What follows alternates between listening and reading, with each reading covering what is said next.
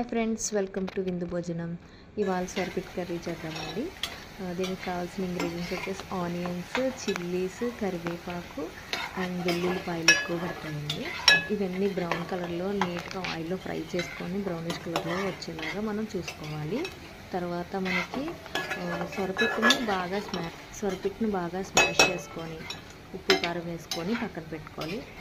Clean చేసుకున్న తర్వాత నీట్గా సొరపిట్ని క్లీన్ చేసేసుకొని ఉప్పు కారం వేసుకొని స్మాష్ చేసుకొని ఇలా పెట్టుకోవాలన్నమాట.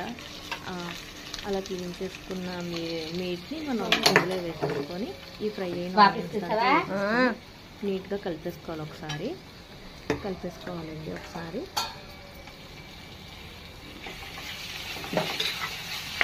దగ్గరగా కలిపేసుకున్న తర్వాత ఫుల్గా మగ్గిపోతుంది అనమాట. ఇది యాక్చువల్గా నేనైతే చేయలేదు, అప్లై చేశారు.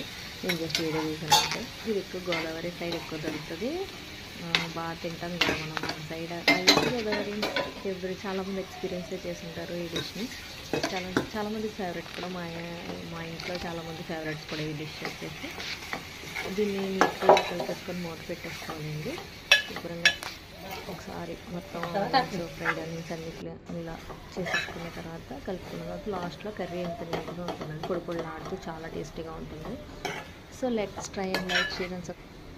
Please like, share and support to me my channel విందు భోజనం.